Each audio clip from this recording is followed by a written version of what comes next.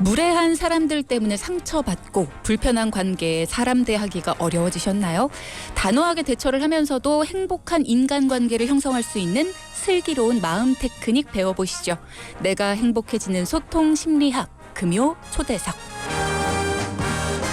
살다 보면 가정, 학교, 직장, 동호회 등등 일상 곳곳에서 관계의 선을 넘는 사람들을 종종 만나곤 합니다. 은근히 기분 나쁜 말을 하거나 무시하듯이 행동하는 사람부터 무리한 업무량과 일정을 강요하고 업무 실적을 가로채는 상사도 있고요. 좋은 마음으로 밥값이나 커피값을 냈던 내 호의를 너무나 당연하게 마치 호구 취급하는 친구나 동료까지. 우리의 친절과 선의를 상처주는 불편하고 무례한 사람들이 이 세상에는 너무나 많습니다. 또 때로 우리들도 누군가에게는 그런 사람이 될 수 있겠죠. 자, 오늘 초대석 시간에는요, 이렇게 관계에 지치고 힘들어지신 분들이 어떻게 하면 나를 단단히 지키면서도 좋은 인간관계를 형성하며 행복해질 수 있을지 슬기롭고 현명한 인간관계 해법에 대해 이야기 나눠보겠습니다. 자, 오늘 모실 분은요, 상담 심리사이자 상담학자시고요. 200만 너튜브, 당신을 만만하게 보는 사람 한마디로 제압하는 방법으로 유명하시기도 하고요. 또 무례한 사람을 다루는 법의 저자이십니다. 연세대학교 미래융합연구원의 이헌주 교수 모시겠습니다. 안녕하세요. 네, 안녕하세요. 네, 반갑습니다. 저는 소개를 하면서요, 이렇게 뭘 걷어내고 뭘 플러스하고 뭘 넣고 뺄까 이렇게 고민된 분은 처음이거든요. 네. 뭘 이렇게 많이 하셨어요? 네, 그냥 여러 가지 그냥 있긴 합니다. 네. 네. 다양한 활동을 해오셨는데 네. 청취자분들께 인사 한마디 해주세요. 네, 청취자 여러분 반갑습니다. 처음 뵙겠습니다. 좋은 시간이 되었으면 합니다. 네, 200만 너튜브세요? 네, 사실 유튜브가 그게 제가 볼 때는 알고리즘 때문에 그렇게 좀 된 것 같기도 하고 또 요즘에 사람들이 좀 많이 힘드신 분들이 많다라는 거를 제가 경험적으로 느끼는데 네. 아마 유튜브에 많은 그런 분들도 그런 어떤 요소가 있어서 보신 거 아닌가 그런 생각 듭니다. 인간관계에 집중해서 이제 영상도 찍으시고 책도 쓰시고 뭐 이러시는 것 같은데 그 내용, 그러니까 유튜브에 찍으시는 그 내용을 바탕으로 책을 쓰신 것 같아요. 네, 맞아요.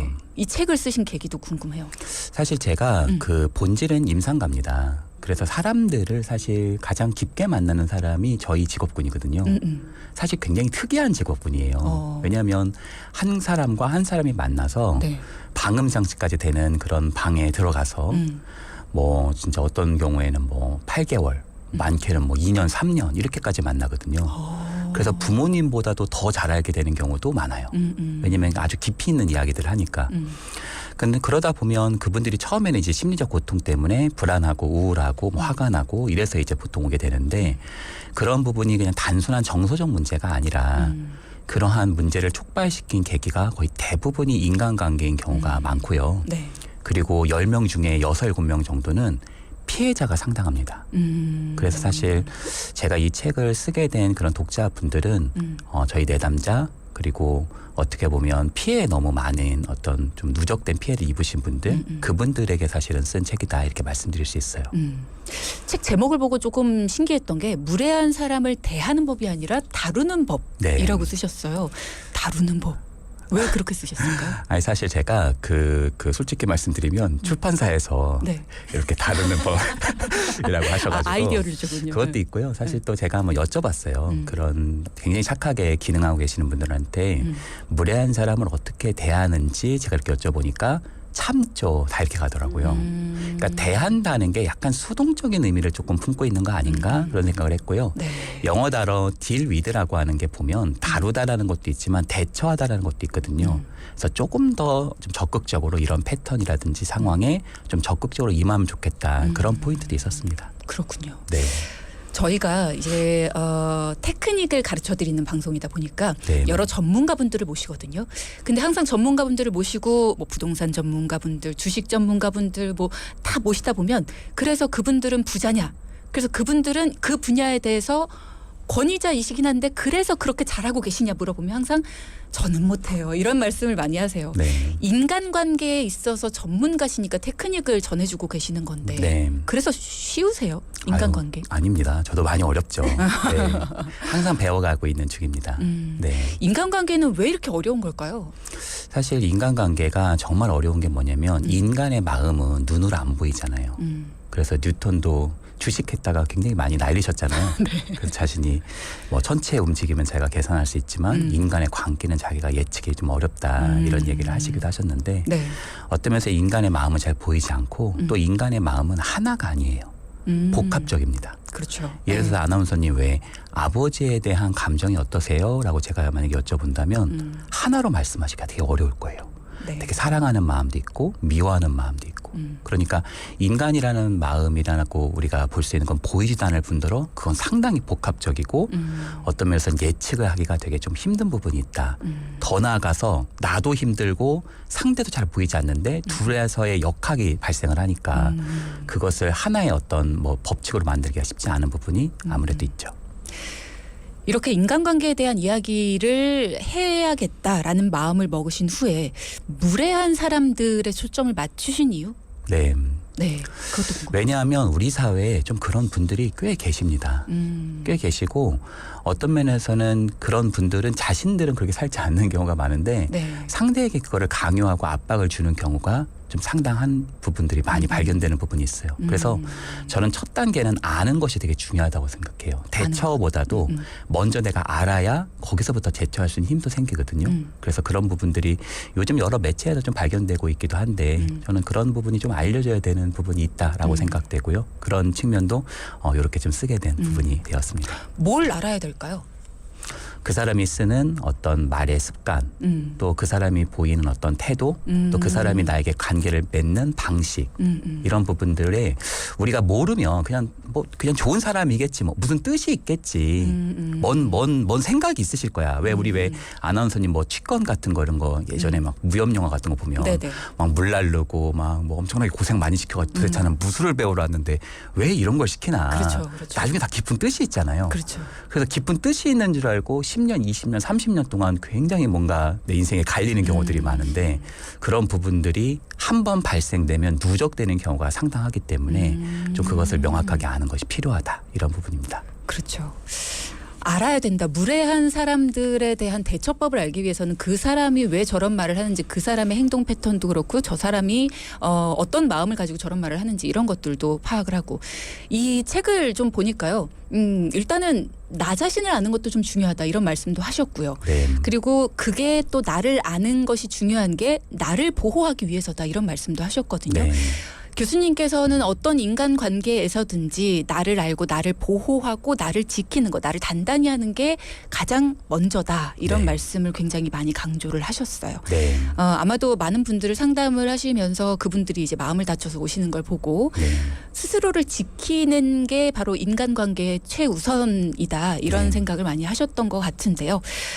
앞서 이야기를 여기에서 끝을 맺었어요. 어떤 인간관계에서든지 나를 알고 나를 보호하는 게 먼저다. 이런 걸 굉장히 많이 강조를 하셨고 네. 책을 통해서도 강조하셨고 평소에도 이런 인간관계를 굉장히 많이 강조를 하시는 것 같아요. 네, 맞습니다. 왜 그런가요? 사실 우리 사회에서는 잘못 알려져 있는 부분 중에 하나가 뭐냐면 이타심의 반대말을 이기심으로 알고 계신 분들이 많아요. 뭔가 내가 이타적이지 않으면 이기적인 사람이 되는 거 아닌가? 근데 저는 좀 용어를 달리하면 좋을 것 같아요. 이기심이라고 하지 말고 자기 돌봄. 그리고 어떤 면에서는 이타심이라고 하지 말고 타인과 함께하는 것. 그리고 저는요 타인과 함께할 수 있는 힘은 오히려 자기 돌봄이 충분히 일어났을 때 그 컵이 넘쳐서 가능한 부분이다. 그러니까 가장 중요한 건 자신의 자발성이 되게 중요한 것 같아요. 자기가 누구를 사랑하고 돌볼 수 있는 능력이 충만해야 그것이 자신을 넘쳐서 다른 사람에게로 향할 수 있다. 이렇게 생각합니다. 네. 그런 의미에서 책에 다뤄진 것도 그렇고요. 이 착한 아이 콤플렉스에 대한 얘기를 안 할 수가 없습니다. 네. 주위에 봐도 그렇고 많은 사람들이 가지고 있는 것 중에 하나 스스로를 좀 많이 위축시키는 거라고도 볼 수 있을 것 같은데 착한 아이 콤플렉스 있는 분들 굉장히 많으시거든요. 네. 누구에게도 나쁜 사람이 되고 싶지 않은 그런 마음. 네. 이거를 가지고 있는 사람이 실제로 어때요? 많은가요? 네, 그거 정말 많고요. 그런데 이제 그런 분들 중에서도 정말 인간 관계를 잘 읽을 수 있는 역량이 있으신 분도 많아요. 사실 그런 분들은 저희 쪽으로 이렇게 오시면 저희 쪽은 재능의 영역이 굉장히 크거든요.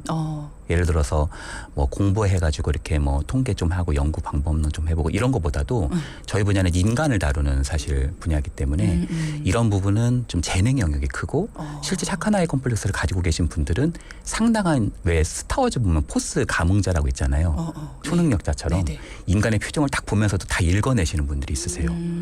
그렇게 좋은 분들이고 사실 요즘 정서지능이라고 핫하잖아요. 그런 역량이 상당하신 분들인데 금강석이 그렇다고 해서 금은 아니잖아요. 금강석은 자연에서 발견됐지만 네네. 금속이 되려면 재련 과정을 거쳐야 되잖아요. 그러니까 그것이 충분히 환경상에서 충분히 좀 재련되고 발견되고 발달됐으면 훨씬 더 좋았을 텐데 그렇지 못한 채로 다른 사람의 표정을 다 읽어내니까 그 사람이 그냥 기분을 맞추게 되는 그러니까 너무 다른 사람이 잘 보이다 보니까 자신은 사라지고 타인에게 오히려 눈치를 보고 타인에게 위축되고 타인의 방향대로만 움직이는 그런 경향성도 있는 것 같아요. 제가 약간 그러기도 했거든요. 네. 이 착한 아이 컴플렉스라는 게 그러니까 그냥 웬만하면 내가 맞추고 네. 어느 누구에게도 적이 되고 싶지 않은 예, 약간 그런 게 있었는데 이게 있으면 적이 없어야 되잖아요. 네. 근데 적이 없는 게 아니라 내 편이 없더라고요. 네. 누구에게도 내 얘기를 터놓기가 어렵고 누구한테 내 얘기를 터놔야지 그 사람이 진심으로 나를 공감해 줄까. 네. 이게 모르겠더라고요. 네. 예. 그러니까 누구한테도 그냥 누가 뭘 원하면 맞춰주고 그냥 누가 뭐 하자 그러면 그래 이렇게 하다 보니까 저 사람들도 나에 대해 잘 모를 것 같다는 생각이 드니까 내 네. 얘기를 못 하겠는 거예요. 맞아요. 네. 그런 생각들이 들더라고요. 실제로 착한 아이 컴플렉스를 가지고 계시는 분들은 내가 내 주장을 좀 하고 내가 뭐 단호하게 하고 심지어 이런 어떤 기법들을 배워서 내가 조금 하면은 내가 그나마 사람들한테 호의를 보여서 지금까지 내가 그래도 이만큼이라도 살고 있는데 간신히 이렇게 끈이라도 붙잡고 살고 있는데 괜히 내 말 했다가 나 완전히 이제 그 쫓겨나는 거 아닐까 이거 큰일 나는 거 아닐까. 아, 이제 사랑 못 받는 거 아니야? 막 이러면서. 네, 근데 잘 보시면요. 회사에서 부장급 이상들을 잘 보시면요. 그분들이 착한 아이 컴플렉스를 가지고 있는 게 아니라 단호함과 다정함을 다 가지고 계신 분들이라는 걸 알 수 있을 겁니다. 저는 실제로도 임원용 강의 같은 거 제가 많이 하거든요. 네. 그럼 임원들을 보면요. 스스로 잘 자기를 지키고 또 다정할 수도 있는 분들이 많으세요. 그리고 두 번째는 다른 사람에게 착한 아이 컴플렉스를 내가 기능하지 않고 다른 모습을 보인다라는 게 예민하고 싸우고 적을 만드는 거는 사실 아닐 수 있어요. 왜냐하면 축이 1부터 10까지 있는데 나는 계속 1이에요. 가장 다정한 게 1이라고 보고 10을 가장 단호하다고 본다면 근데 축을 1에서 2, 3 정도 올리자는 거거든요. 그러니까 2를 막 10으로 가자는 게 아닙니다. 갑자기 막 분노 조절 장애가 안 되는 사람이 되는 거는 불가능한 거란 말이에요. 이거 성향상으로도 어렵습니다. 네.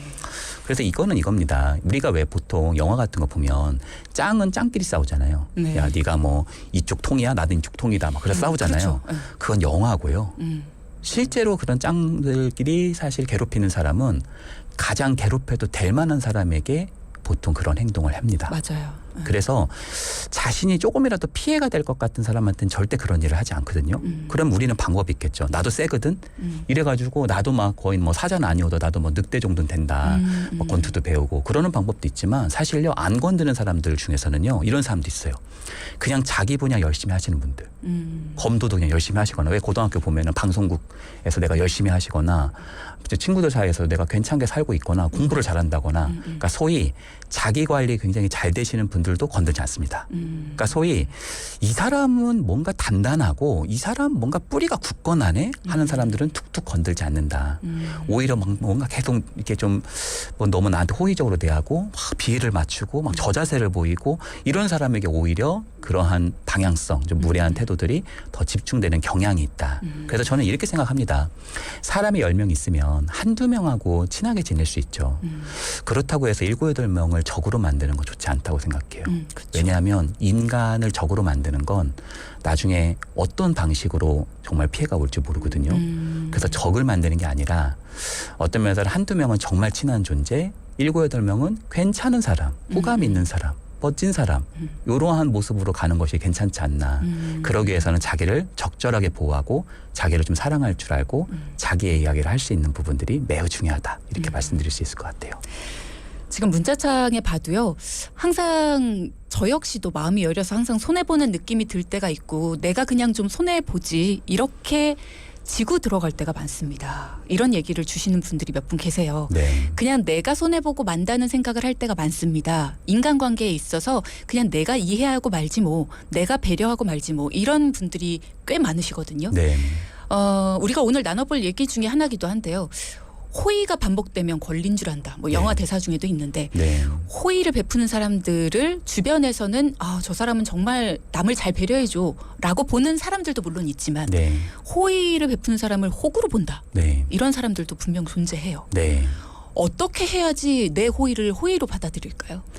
사실 우리가 이런 게 있어요. 왜 처음에는 커피를 이렇게 누가 사주시잖아요. 그러면 되게 고맙죠. 고맙죠. 근데 그게 한 번, 두 번, 세 번, 10번, 20번, 30번 계속 사주시잖아요. 그러면 그냥 의뢰 그런 줄 압니다. 오늘은 왜 안 사와? 그렇죠. 나한테 뭐 기분 나쁜 거 있나? 왜 안 사오지? 약간 이렇게 가시지. 그거에 대해서 되게 감격하고 막 고마워하는 경우는 상당히 좀 드뭅니다. 사실요, 인간은 자신에 대해서 고마움을 이렇게 가지시기가 되게 어려운 경향이 있어요. 사실 원한 같은 거나 분노는 많이 표출해도 되게 고맙다 저 사람에게 이런 마음을 잘 못 갖는 경향이 높거든요. 네. 그러니까 이런 부분이 하나가 있고요. 네. 또 하나는 고마워하는 거를 넘어서서 고마워하지 않는 거는 뭐 둘째치고 그런 걸 넘어서서 저 사람은 내가 어떻게 보면 딱 뭔가 부탁하기 딱 좋은 사람이다. 요렇게 보시는 경우도 상당합니다. 만만한 사람이 되는 거네요. 네네. 예를 들어서 이런 거예요. 제가 이제 어떤 분을 이제 만났는데 가해자하고 피해자를 따로 만나는 경우가 있어요. 근데 이제 피해자분이 너무 억울하게 좀 사실 당한 거거든요. 근데 가해자분이 너무 심하게 이제 그렇게 했었던 건데 자기는 잘못한 게 하나도 없대요. 또 어떻게 인간이 이렇게까지 할 수 있지? 이런 생각이 저는 좀 들 정도였는데 아니 얘가 진짜 냄새가 나서 그런 거지. 뭐 그 팩트인데 그걸 뭘 그러냐. 막 이렇게 가시다가 나중에 제가 경찰관이 아니라는 거를 깨닫고요. 이 사람 경찰관 아니니까 얘기해도 되겠네 싶어가지고 저한테 이렇게 의자를 이렇게 가까이 붙이고 몸을 숙이고 저한테 그러더라고요. 왜 그런 줄 아세요? 걔 사실 호구예요. 이렇게 말한 거를 제가 직접 들은 바가 있거든요. 그러니까 어떤 면에서는 그런 경향성이 좀 몇 명의 소수의 사람에게 좀 집중되는 경향이 있다. 왜 우리 직장 관계 보면 10명이 있을 때 일을 n분의 1씩 하는 거 아니잖아요. 그렇죠. 어떤 사람이 과도하게 많이 하고 또 그것으로 인해서 대가를 열매를 많이 가져오냐 그런 것도 아닌 경우가 많고요. 또 그분이 회사에서만 그러냐 그게 아니에요. 각종 공동체 심지어 막 현재 가족 원가족까지 모든 짐을 다지고 있는 경우들이 상당합니다. 그래서 그냥 손해보고 말지 한두 번은 충분히 넘어갈 수 있는데 그것이 누적되면 사실은 좀 풀리지 않는 그런 상처가 될 수 있고 그러한 감정을 저는 울화라고 합니다. 네, 그냥 화가 아니죠. 우라통 터진다 이런 얘기 많이 하잖아요. 네. 네. 그럼 이런 사람들은 어떻게 태도를 변화시켜야 될까요? 일단은 자신이 착한 아이 컴플렉스를 가지고 있다는 건 실제로 자기가 관계성이 높다는 걸 의미해요. 그러니까 관계성이 전혀 없는 사람이 착한 아이 컴플렉스를 가기 쉽지 않을 거거든요. 그쵸, 맞아요. 아마 대항하고 싸우고 그랬을 거예요. 그러니까 자기가 착한 어떤 관계성이 있고 사람에 대한 어떤 공감 능력, 사람에 대한 배려 능력이 있었을 거예요. 근데 이것이 너무 지나쳐서 처음에는 물처럼 했었다가 젤리처럼 갔다가 얼음처럼 굳어진 거죠. 그 이미지 자체가요. 그래서 처음에는 자기가 왜 착한 사람으로밖에 기능할 수 없는지를 자기가 그 원인을 살펴보는 것이 매우 필요합니다. 그리고 그 근간을 들여다보면 자신의 어떤 불안이 숨겨져 있을 거예요. 그리고요. 불안은 발견되고 이해되는 만큼 사라집니다. 불안은 안개 같은 감정이라 사실 안개에다가 우리가 세게 이렇게 그 후레쉬 같은 걸 키면 사라지잖아요. 그런 그쵸. 것처럼 네. 안개는 이해되는 만큼 사라지고요. 거기 안에 있는 자신을 애도하고 좀 사랑하고 보호하는 것이 첫 번째 단계다. 이렇게 말씀드릴 수 있어요. 불안함이 있을 것이다. 그것을 찾아내라. 뭐가 불안한 건지 그리고 어느 정도 불안한 건지 그거를 네. 일단 찾아내는 게 네. 중요하다. 네. 그리고 또 다른 원인이 있을까요? 일단은 그 어떤 면에서는 이제 스킬상으로 그러니까 사람과의 대화상에서 사실 우리가 관계가 배우는 건데 우리가 보통 보면 초등학교 때 이럴 때 그냥 착하게 살아라, 뭐 겸손해라, 양보해라 이런 것만 배웠지. 도대체 누구한테 착하게 해야 되는 건지 어디까지 착해야 되는 건지 이거 어디까지 착해야 돼요? 그러면 뭐 어디 문헌이 별로 없어요. 뭐 교련이라든지 옛날 우리 시대 때 보면은 아니면 무슨 종교 문헌이라든지 사실 이게 되게 뜬구름 잡는 경우가 많단 말이에요. 그러다 보니까 적절하게 인간관계를 배우는 거를 우리가 좀 해본 경험이 좀 없지 않나. 그래서 모르는 경우가 있어요. 그러니까 나는 거절 자체를 안 해봐가지고 어떻게 해야 되는 것 자체를 모르는 겁니다. 그러다 보니까 그 부분에 촉이 없다 보니까 그 부분을 그냥 안 쓰고 있는 거죠.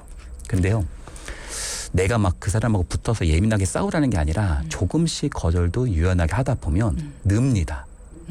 그리고 그러면 자기가 이전에 경험하지 못했던 엄청난 자유가 많이 임하기도 하고요. 행복감이 좀 생기기도 하고요.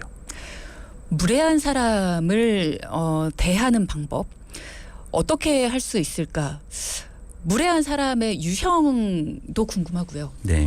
그러면 무례한 사람에게 내가 거절을 하는 네. 아니다, 노 할 수 있는 방법. 네. 일단은 착한 사람 컴플렉스가 있든 없든지 간에 누구든지 간에 뭔가 화를 내면서 거절하고 싶지는 않잖아요. 네. 좋은 관계를 유지하면서도 노 할 수 있는 방법은 뭘까? 오늘의 주제라고 해야 될까요? 네. 그건 것 같아요. 네. 일단 무례한 사람의 유형은 어떤 것들이 있을까요? 일단 대표적으로는 우리 사회에서 요즘 많이 나오고 있는 소시오패스 유형이 있는 것 같아요. 소시오패스. 네. 사실 사이코패스와 소시오패스는 학대 용어는 아닙니다. 둘 다 반사의 성격장애에 들어가는데요. 그런데 이제 저는 현상적으로는 둘 다 있다고 보고요. 사이코패스와 소시오패스 중에 아나운서님은 누가 더 위험하다고 생각하세요? 저는 소시오패스요. 왜 그렇게 생각하세요? 뭔가 주변에 있으면 더 제가 못 알아챌 것 같아요. 아, 맞아요. 정확한 말씀이세요. 그래요. 사실 사이코패스라고 하시는 분들은 아주 어린 시절부터 충동에 대한 어떤 조절을 못하는 문제들이 있어서 여러 범법행위라든지 문제들을 많이 일으키고 사회 구성원으로 못 들어온 경우가 상당합니다. 근데 소시오패스는 그렇지 않아요. 상당히 위장돼 있고 얼굴 표정으로는 모릅니다. 얼굴은 너무나 그냥 평범하고 괜찮은 사람 같은데 그 안에 그런 소시오패스 기질이 숨어있는 경우들이 있고요. 그런 부분을 우리가 판별할 수 있어야 사실은 좀 대처할 수 있는 경향이 있겠죠. 그리고 두 번째는 나르시시스트. 네. 어떻게 보면은 소시오패스가 좀 다른 면은 소시오패스는 사람에게 실질적인 피해를 주고 극단적인 어떤 자신의 실적인 이득을 취한다면 자신의 공감 능력이 없고 이득을 취하는 건 똑같지만 나르시시스트는 실질적인 이득보다는 어디까지나 정서적인 이득이 훨씬 더 중요합니다. 그러니까 나는 이렇게 대단하고 나는 여기서 혼자서 전부 모든 걸 다 이뤘는데 도대체 니네들은 뭐니? 그러니까 다른 사람들은 약간 다 맞다리가 돼버리는. 이 사람하고 있으면은 저 사람의 무대는 혼자 동무대예요. 왜 우리 뮤지컬 같은 거 보면은 왜 이렇게 그 사람만 이렇게 빛이 딱 들어올 때가 있잖아요. 조명이요. 네. 다른 사람들은 다 관객이 되잖아요. 네네네. 그리고 심지어 그 관객들은 가족도 마찬가지예요. 그래서 가족들도 막 아빠가 뭐 모든 걸 다 해가지고 막 혼자 다 해서 다 이루고 나는 막 걸어 다니면서 뭐 학교 다녀가지고 막 혼자 다 자수성가 해가지고 다 여기까지 왔는데 도대체 넌 왜 그러니? 왜 그 모양이니? 약간 이렇게 가는 경우들이 있는데 다른 사람들은 나는 되게 쓸모가 없는 사람인가? 약간 이런 느낌을 받을 수 있죠. 자존감이 무너지죠. 네. 그래서 거기 왜 보통 우리 뭐 공연하고 하실 때 이렇게 관객이 여기 올라오시면 끌어내시잖아요. 거기는 그분들은 사실 자신의 그 무대가 동무대이기 때문에 다른 사람이 거기 오는 거를 절대 허용하지 않습니다. 왜 백설공주의 마녀가 백설공주를 독살하게 된 이유는 거울 때문이잖아요. 그렇죠. 자기보다 더 괜찮은 사람이 있다. 네네. 자기와 비등하다. 자기보다 좀 더 괜찮은 사람이 있다라는 거를 절대 못 견디는 유형이다. 이렇게 말씀드릴 수 있죠. 네. 일단은 두 가지 유형에 대해서 이야기를 해 주셨어요. 네. 어떻게 대해야 되는지, 어떻게 거절을 해야 되는지, 이런 사람들과 그냥 단순히 안 보면 되지 뭐 할 수는 없으니까 우리가 지금 인간관계에 대해서 고민을 하는 거잖아요. 네. 어떻게 대처해야 됩니까? 일단은 초반이 중요합니다. 초반이 엄청나게 중요하고요. 초반에 내가 이거를 잘 못하면은 나중에 훨씬 더 많은 힘이 든다 이렇게 말씀을 좀 드릴 수 있어요. 그래서 예를 들어서 초반에 그런 분들이 나한테 올 때 그런 이기적이고 뭔가 요구적인 면들이 처음부터 엄청난 거를 막 보이지 않아요. 작은 거 한번 해보라고 이렇게 줍니다. 뭔가 하고 나면 나한테 되게 좋은 일이 있을 것처럼 이거 한번 해봐. 좀 좋은 일이 있을 거야. 약간 이런 식으로 하거든요. 그래서 뭔가 밤새가지고 그걸 이제 바치게 되면 그때부터 시작이 되는 경우가 상당합니다. 그러니까 시작이 된다는 게 어떤? 뭐 그런 가스라이팅이라든지 괴롭힘이라든지 이용하는 거라든지 그러니까 시시때때로 이런 부분들이 이루어지는 경우가 있죠. 그럴 때는 초반에 이걸 대처한다라는 거는 사실 내가 할 수 있어도 어떻게 하셔야 되겠어요. 그거를 조금 내가 안 하는 연습이 필요하겠죠. 그러려면 이렇게 하는 것도 괜찮아요. 저는 못합니다라고 하는 것은 어려우실 거예요. 그렇죠. 예, 그게 그렇잖아요. 어려워요. 그리고 뭐 직장 관계에서 뭐 그 상사가 얘기하는데 그걸 어떻게 내가 또 안 한다 그러겠어요. 직장 생활이라는 게 그렇게 뭐 내 마음대로 할 수 있는 게 아닌데 그리고 직장 관계는 기본적으로 상하 구조잖아요. 그렇죠. 근데 이게 내 일이 아닌데 자꾸 나한테 이걸 뭘 시킨다. 그러면 이미 많이 하고 계셨을 거예요. 그 사람한테 뭔가 많이 부여받아서 이미 그런 분들이 여러 개 하고 계셨을 겁니다. 벌써 막 한 5개 이상 6개 하고 있는데 또 뭘 하시라고 할 거거든요. 그러면 이렇게 하시는 거예요. 지금은 제가 1, 2, 3, 4, 5 같은 게 좀 있어가지고 지금은 너무 좋은 제안인데 지금은 조금 어려울 것 같습니다. 소위 그 사람의 요소를 거절하는 게 아니라 내가 지금 시간이 없어서 조금은 어렵다라고 얘기하는 건 그 사람에 대한 존재에 대한 거절이 아니고 그 사람에 대한 호의 자체를 내가 거절하는 게 아니다라고 보여주는 거기 때문에 조금 더 나은 좀 거절법이긴 하죠. 또 어떤 면에서 이런 거예요.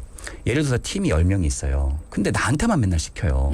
모든 일을. 근데 이렇게 약간 시킬 때 개인톡으로 시킵니다. 이분은. 그러니까 단체톡으로 할 때는 이렇게 안 그러시다가 개인톡으로 나한테 뭔가 이렇게 쭉 시킨 다음에 나중에 이제 성과는 그분이 다 가져가시는 약간 그런 경우들도 많거든요. 그런 경우라면 정말 좋은 제안이라고 하시고 개인톡으로 뭐가 또 왔어요. 이게 뭐 금방 쓸 거예요 하고 보면 거의 뭐 3, 4일 밤새서 써야 되는 양이거든요. 그러시면요. 이걸 나 혼자 하라는 법은 없잖아요. 그러니까 저는 그중에 어디를 쓸 수 있다고 얘기해 주시는 게 좋고요. 그분의 특정 부분을 얘기해 주시는 게 좋고 또 이 부분은 저희가 회의 때 같이 한번 이야기해보고 이렇게 같이 한번 시너지를 내면 훨씬 더 나을 것 같습니다. 이렇게 넌지시라도 조금 환기시켜주는 반응이 훨씬 낫습니다. 그냥 덥석 물어서 그냥 이번만 참자 이러시고 가셔서 그냥 주말 내가 그냥 반납하지 뭐 이렇게 하셔서 가시는 것을 저는 별로 권하지 않습니다. 네. 일단은 그렇게 우회적으로 거절을 하면 네. 뭐 앞의 경우에 네. 이번에는 제가 뭐 1, 2, 3, 4번을 하고 있어서 조금 힘들 것 같습니다. 네.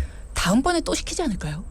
사실 여기서 중요한 건 뭐냐면 네. 제가 9시까지 무슨 일이 있어가지고 하기 힘들다 이렇게 명확하게 얘기하면요.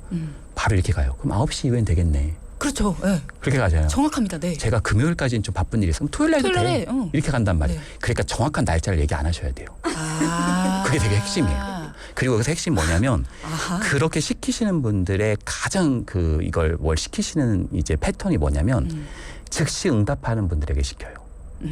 그러니까 시켰을 때 이렇게 뜸들이시는 분들은 안 시켜요. 바로 가져오시는 분들한테 자꾸 시키거든요. 그러니까 내가 뜸을 들면요. 그 부분이 좀 너르게 다른 사람에게로 사실 나 혼자 일하는 거 아니잖아요. 그러니까 좀 너르게 공평하게 좀 분배될 수 있는 요소다. 그러니까 즉시 알겠습니다. 네, 바로 하겠습니다. 이거부터 하겠습니다. 이렇게 하시면 계속 그분에게만 가는 경향이 높다. 하나의 예인데요. 네. 정말 하나의 그냥 예시일 뿐입니다. 실제로 이랬다는 게 아니라 네. 저희 PD의 성격이라면 네. 근데요. 본인이 하시면 되지. 네. 왜 이걸 자꾸 아랫사람한테 시켜요? 네. 본인은 하실 수 있는 충분한 시간이 있고 네. 지금 아랫사람들은 서너 개씩 다 일을 맡고 있는데 네. 왜 자꾸 아랫사람한테 시키는 거예요? 네. 본인이 하세요. 네. 라고 말할 성격이거든요. 네. 그렇게 한다면 네. 그렇게 한다면 어떤 일이 벌어질까요? 아마도 만약에 그 사람이 그런 걸 이해할 수 있는 사람이면 충분히 넘어갈 수도 있겠지만은 만약에 우리 아나운서님 백설공주 그렇게 해치우려고 하셨던 마녀에게 그러시면 되냐. 그런다고 해서 그분이 내가 잘못했구나 이런 생각을 하시진 않으실 거잖아요. 그러니까 그렇게까지 막 공평하지 않게 막 뭘 시키시는 분들한테 왜 이렇게 공평하지 못하게 막 해요? 하면은 오히려 더 많은 분노를 일으킬 수 있어요. 왜 아나운서님 우리 A 정치인, B 정치인 이렇게 모여가지고 TV 같은 거 보면 막 토론회 하잖아요. 네. 근데 만약에 A 정치인이 B 정치인을 완전히 논리로 박살을 냈어요. 그럼 B 정치인이 가면서 내가 뭐 잘못했나 보다. 내가 뭘 잘못 생각했네. 이럴 가능성은 없지 않겠어요? 아니죠. 사실 논리적으로 말하고 똑바로 말해주고 이런 것은 별로 인간관계에는 도움이 안 되는 경우가 많습니다. 그래서 인간관계는 본질상 옳고 그름이 아닙니다. 토론이 아니에요. 토론은 대화가 아닙니다. 그러니까 그 사람에게 그런 걸 좀 넌지시라도 알려주려면 회의록 같은 걸 작성하는 거예요. 예를 들어서 5명이 모였어요. 그러면 A는 뭘 하고 B는 뭘 하고 C는 뭘 하고 이게 나오잖아요. 근데 PD는 맨날 아무것도 안 하는 게 보여요. 다른 사람은 맨날 하는데. 네네. 그러니까 그러면 공란이잖아요. 이게 보면. 그 모두가 공유되면은 거기서 또 보이고 두 번째 회의할 때는 그것부터 리뷰하는 거예요. 점검을 하면 A는 뭘 했고 B는 뭘 했고 이걸 보여주면 이분은 아무것도 안 하는 게 보이잖아요. 그럼 자기도 이제 조금씩 역할을 찾아가게 넌지시 가르쳐 줄 수도 있죠. 그리고 그분이 무엇인가를 했을 때 왜 안 하냐는 것으로 가르기보다는 해줘서 고맙다는 것으로 가져온다면 그 사람도 좀 무엇인가를 할 수 있는 요소가 생길 수 있다. 이렇게도 말씀드릴 수 있네요. 무례한 사람을 다루는 법. 거울 치료라는 것도 있잖아요. 심리학에도. 네. 왜 무례한 사람에겐 똑같이 무례하게 굴었을 때 네. 아, 이게 이렇게 하니까 기분이 나쁘구나. 나도 조심해야겠네. 할 수 네. 있지 않을까라는 네. 단순한 생각이 저는 들었는데 네. 안 좋은 방법일까요? 사실 대다수에게는 별로 추천하지는 않고요. 유연하게 인간관계는 대처하는 게 좋고, 그리고 거울 치료라고 하는 원래 이제 어원의 기본 특징은 거울이라는 게 내가 되게 불명확하고 몰랐었는데 거울은 명확하게 나를 보여주잖아요. 네. 어떤 면에서는 공감의 자기 대상으로서의 공감 능력으로서의 보통 그렇죠. 거울 치료를 얘기하거든요. 근데 여기서 비춰주라는 표현은 무례한 당신의 모습이 이렇게 비춰져서 당신의 말이 얼마나 무례한지를 볼 수 있게끔 하는 거라고 할 수 있잖아요. 네. 뭐 어떤 면에서는 필살기라고 할 수 있는데요. 뭐 100명 있으면 100명 아마 거의 없을 거고요. 한두 명 정도의 상당히 나를 이렇게 교묘하게 툭툭 건드는 사람에게는 써볼 수 있는 그런 팁들은 있죠. 예를 들면 이런 거예요. 아, 오늘 이렇게 헤어스타일이 특이하시네요. 이 말이 저 있어요. 그렇잖아요. 이게 뭔가 특이하다는 게 좋다는 거야, 안 좋다는 거야. 이게 뭔가 느낌상은 안 좋은 것 같긴 한데. 저 볼 때마다 제 의상 지적하는 사람 있어요. 네. 근데 네. 특이하시네 이러면 갑자기 막 변명을 해요. 그래서 제가 어제 머리를 못 감아가지고 우리 뭐 정리를 잘 안 해. 뭐 이런 얘기를 하게 되는 경우가 있거든요. 왜 특이하다는 게 뭔지를 알려고. 내가 머리가 못 감아서 이 사람이 그런 얘기를 하는 건가? 내 머리가 염색이 좀 이상한 건가? 내가 지금 머리를 잘못 잘랐나? 그러면요 머리를 막 못 감았다면 아이고 회사 생활하는데 그렇게 자기 정리를 못하고 가면은 어떻게 이 분야는 자기 관리가 핵심이야. 그렇게 프로페셔널하지 못하면 어떻게? 아니 그럴 줄 몰랐는데 조금 그런 허당인 면이 있네. 막 이렇게 간단 말이에요. 그러니까 이게 내가 대답을 하면 거기에 말리게 되는 경향이 있습니다. 그래서 대답하지 말라고 얘기해요. 아하. 대답을 하는 사람이 수세입니다. 아. 그러니까 오히려 질문하시는 게 좋아요. 어떻게? 이렇게 얘기하는 거예요. 오늘 머리가 좀 특이하시네요. 이렇게 가는 거예요. 그러면 막 세게 얘기해. 뭐 머리가 특이하다고요. 막 싸우면은 이게 좀 좋은 뜻이었어요. 또 이러면 되게 맥 빠질 수 있잖아요. 네. 그러니까 그냥 웃으면서 제 머리가 특이해요? 그게 무슨 의미예요? 이렇게 물어봐 주는 거예요. 그럼 그 사람이 대답을 해야 되는 상황이 되잖아요. 네. 그러니까 어떻게 보면 특이하다고 말한 것은 그 사람의 교묘한 의도니까 그 사람에게 비춰져서 본인이 설명하게끔. 그러면 아마 머리가 뭐 잘 어울린다는 뜻이에요. 뭐 약간 이렇게 갈 수 있단 말이에요. 보통은 그거를 자기가 가지고 있는 의도를 얘기하지 않으려고 할 겁니다. 근데 만약에 그 사람이 거기서 또 한 번 나를 공격하는 거가 될 수도 있잖아요. 어떤 네. 사람들은 예를 들자면 머리가 좀 뭔가 약간 이렇게 좀 붕 뜬 것 같기도 하고 좀 뭐 약간 머리가 좀 얼굴하고 이렇게 있으니까 더 이렇게 얼굴 자체가 좀 부하 보이는 것 같기도 하고 뭐 이런 식으로 가시는 분도 계시단 말이에요. 네. 그럼 물러서지 않고 그러면 바로 그분의 말을요 다 듣지 마시고 그냥 뚝 끊으시고 얘기하시는 거예요. 그래서 하고 싶은 말씀이 뭐예요? 사람의 기는 눈에 있습니다. 눈을 딱 보고 그냥 조용하게 한마디만 말씀하시면 돼요. 그게 무슨 의미예요? 그러니까 그 사람이 그것을 변명하게 될 것이고 어떤 면에서는 이 사람은 그렇게 만만치는 않구나.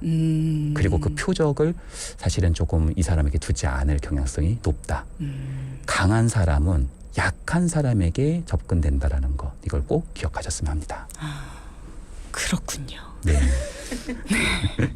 당장 오늘부터 네. 너무 막 과하게 대꾸를 하니까 이게 재밌어서 그러나 하는 생각이 들기도 하고 네. 그랬습니다. 네. 많은 분들이 이 오늘 이야기를 들으면서 굉장히 유익한 시간입니다. 오늘 주제가 굉장히 마음에 드네요. 오늘 공부하는 자세로 함께합니다. 살면서 느끼는 많은 것들을 오늘 이야기 속에서 많이 듣게 되네요. 이런 이야기를 많이들 주셨거든요. 제가 이렇게 정리를 하는 이유는 시간이 다 됐습니다, 교수님. 네. 네. 지금 한 20초 정도가 남았는데요. 혹시 인간관계에 있어서 꼭 당부하고 싶은 이야기가 있으실까요? 네, 저는요 인간관계에서 착한 건 좋은 거라 생각해요. 다만 너무 착하게만 하면 내 인생이 참 힘들어질 수 있거든요. 그러니까 착하되 적당히 착하셨으면 좋겠고 또 착하려고 하는 그런 행동이 있으시다면 내 자발성이 충분히 가능한 범위 안에서 가능하셨으면 좋겠고 그 자발성의 힘은 자신을 보호하고 사랑하는 것에서 나온다. 이렇게 말씀드리고 싶습니다. 네, 나부터 사랑할 줄 알아야 다른 사람들을 대할 때에도 자신감 있게 대할 수 있고 나를 단단히 지킬 수 있다. 네, 좋습니다. 오늘 상담학자이자 상담 심리사인 이현주 교수와 함께 이야기 나눠봤습니다. 오늘 마음 단단해지는 시간이었어요. 감사합니다. 네, 고맙습니다. 네.